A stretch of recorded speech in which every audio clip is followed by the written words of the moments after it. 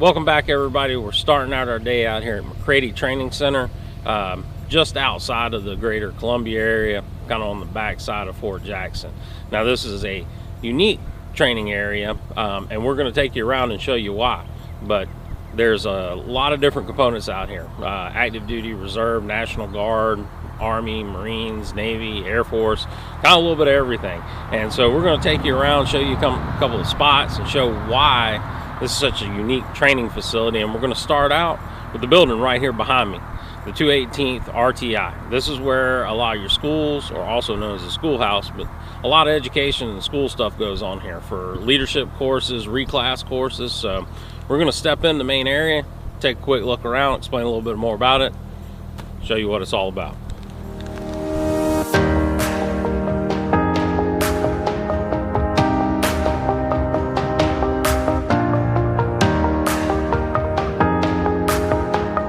So like I was saying, this is a schoolhouse, and the first thing you're going to notice as soon as you walk in down the long hallway here is we take the time to honor and recognize those people who came before us. First thing you'll notice is Lieutenant General Dozier's area, and then on down to the Medal of Honor recipients, the South Carolina Army National Guard Enlisted Hall of Fame, the Palmetto Military Hall of Fame, as well as the 218th leadership folks, people who've been involved in this.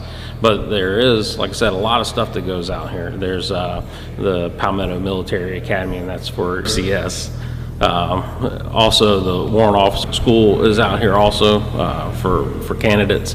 BLC, you've got reclass courses out here. I'm probably not going to hit them all, but I know there's 25 Bravos, there's the engineers out here, and they just do a lot of training, a lot of building of leaders, and helping progress soldiers' career, no matter what path they're choosing. So there's a lot of education stuff out here. So whether you want to reclass, become an officer, a warrant officer, you need to go through your NCOESs to get your promotion as an enlisted soldier. This is the place where it happens, and we bring people in from all over the place. Like I said, active, reserve, and guard.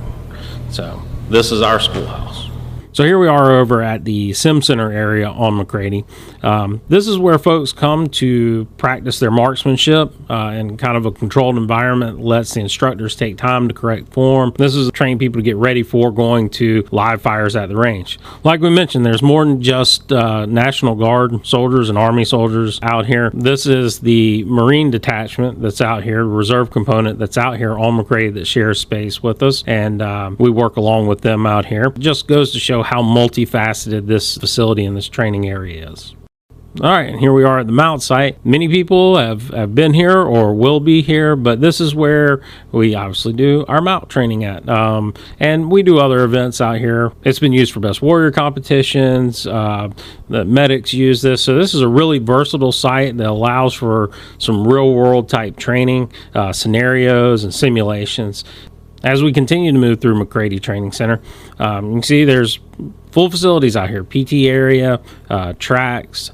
As we head down this way, we have a USO out here on McCrady Training Center.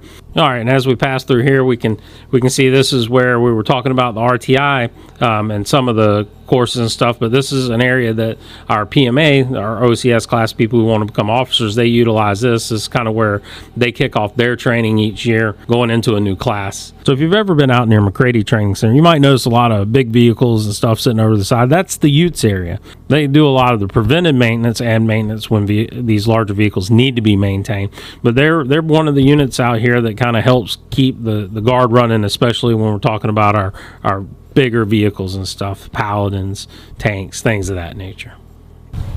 So we are currently at McEntire Joint National Guard Base, and we are on the Air National Guard side, and we're going to take you on a little tour of some of the key facilities that are on this base. So let's go. McEntire Joint National Guard Base is a 2,400 acre facility that's about 12 miles east of Columbia. The facility was originally called the Congaree Air Base and was used in World War II as a U.S. Marine Corps training base. The base would later be renamed for the late Brigadier General Barney B. McEntire Jr., the first commander of the South Carolina Air National Guard and its first general officer. At any given point, there could be 4,000 plus airmen and soldiers working at McEntire Joint National Guard Base. McEntire Joint National Guard Base is also the home of 54 combat aircraft. The 169th Fighter Wing is composed of the 157 Fighter Squadron Airspace Control Alert Det and the 245th Air Traffic Control Squadron, which houses up to 26 Block 52 F-16s. So now that we've finished up with the Air National Guard side, we're going to head over towards Army Aviation, CSMS, and Jaffrey. So let's head on over and check out what they've got.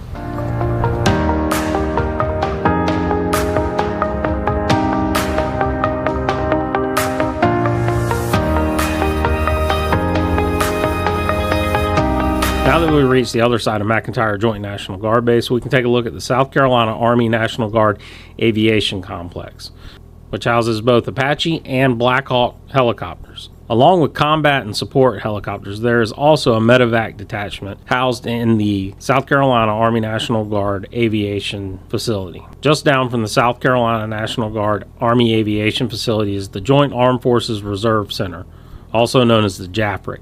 The significant part of this building is this is where most of the state's IMRXs and SRPs are done, as well as there's several units that use this as a drilling location. As we move down from the JAFRIC, we'll see the CSMS. This is where most of the maintenance is done. These are the folks who work on Humvees and small engine repair and computer systems. And there's just list on and on amount of personnel that work in this facility here that do repairs, make sure things are operational and up and running for us on a regular basis. So now that the day is coming to an end, we've taken you along the journey with us to McCrady Training Center as well as McEntire, and we are currently at the TAG complex. And now we're going to take you around to the different facilities that this site has to offer. So down in this area is where R&R, or Recruiting and Retention, is headquartered, and they are the headquarters for all the recruiters in the state of South Carolina, as well as RSP. And over here is the warehouse area of the facility, and this is where all of your equipment comes into. When you receive items from your unit that are issued to you, this is where they come from, is from the warehouse down at the TAG complex. Right next to the warehouse is the J6, and the J6 is all of our IT personnel that help with any computer issues or connectivity communication within the state. Next to the J6 is the USPFO, and it is the location where they handle contracting, finances, military pay, and all other different support elements that help soldiers throughout the state of South Carolina. Next, we have the South Carolina Military Museum, and they are not a part of the South Carolina National Guard, but they are part of the South Carolina Military Department, and they house the military history of South Carolina. Right next to the South Carolina Military Museum is the Bluff Road Armory, which is where Joint Force Headquarters is located. This armory is very unique because it houses a lot of good information. They have the DEER section, the ID card section, as well as Service Member Family Care, which is there to provide all service members as well as their families with important information for services available to them. So our last stop in the TAG complex is the TAG building, which is also where the Adjutant General of the South Carolina National Guard works, as well as the G3, Human Resources, and different support staff that help throughout the state. All right, so we've completed this day of visiting our different readiness centers, complexes, and stuff. I know we shot today a little bit differently, but these complex areas, McCrady and McEntire and the TAG area, are so much larger than just a regular readiness center. We could have shot a whole month of content just going through all the different units and people and personnel and things that these sites offer. So we're headed back out on the road tomorrow. We'll be headed up towards the upstate area, checking out some of the readiness centers and stuff up there. So look forward to catching you tomorrow.